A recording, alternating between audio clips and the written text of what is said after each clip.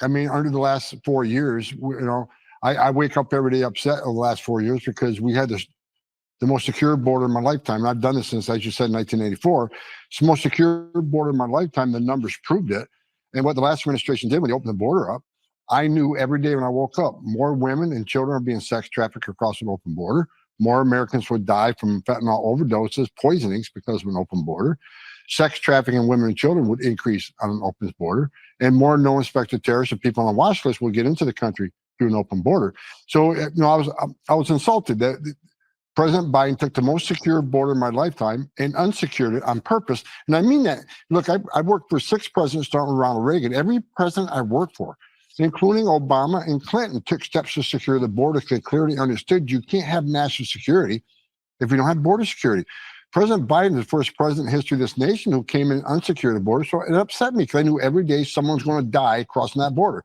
Women are going to be sexually assaulted crossing that border. So when President Trump called me, he asked me if I'd want to come back and help fix that border. I didn't hesitate. I came back because I think it's the right thing to do. You've worked, obviously, doing what you've done. It's spanned decades. So obviously, one could easily surmise you have a lot of intel. You have a lot of access to information that the average American citizen may not know or what have you. Let me ask you this, and I don't mean to ask it politically, but I'm asking it this way.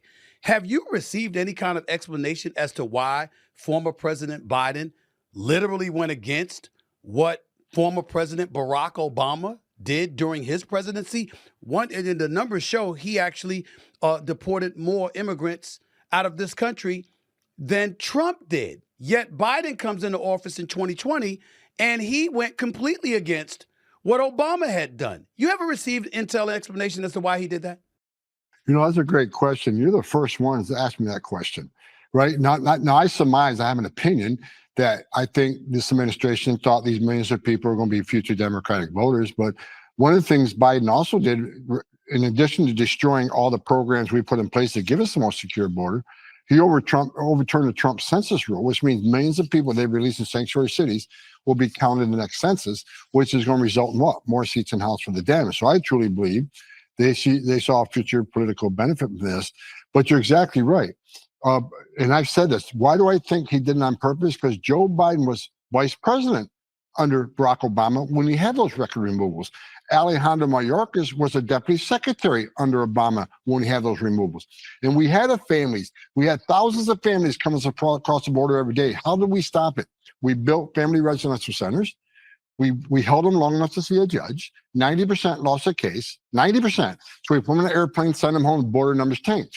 So both those men knew how we solved that crisis. So when they came back in, as now the secretary and the president, what did they do? The complete opposite. They didn't detain, they released. They didn't make them see a judge, and they weren't removing them. So they did the complete opposite of what they knew worked under President Obama. Wow.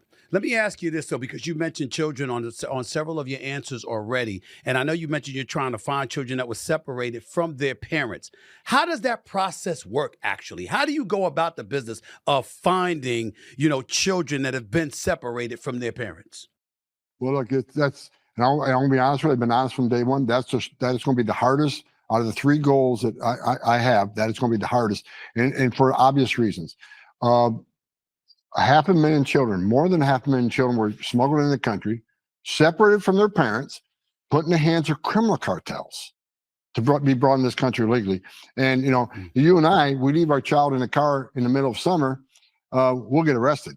But these 500,000 children were put in the hands of criminal cartels, released into the country by the last administration. The last administration was concerned about one thing: optics. So the instructions to ORR, which is Division HHS, was to process release as quickly as you can, because if there's no overcrowding, we can say the border is secure. Nothing to see here, right? Even the secretary of HHS, Becerra, he on stage several times, he was bragging how quickly they release these children to so-called sponsors.'s the problem: they didn't vet these sponsors appropriately. Under the Trump administration, we did DNA testing. We not only vetted the sponsor, we vetted everybody in that household to make sure there wasn't a child predator in that household, make sure there wasn't a gang member in that household.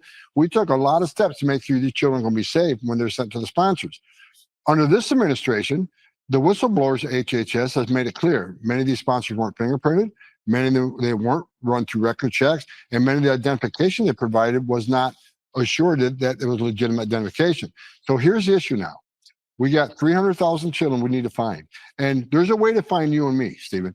We have a footprint. We have a digital footprint. We own homes, Okay. we own cars, we pay bills, we got loans, and we got utility bills, whatever. They can find us. But a child don't have that digital footprint, which means we got to use the digital footprint of the sponsors and what information they provided. And we know a lot of the information is fraudulent.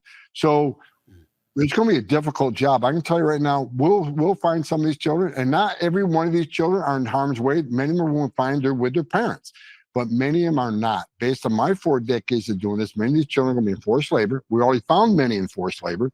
Some are going to be in sexual slavery.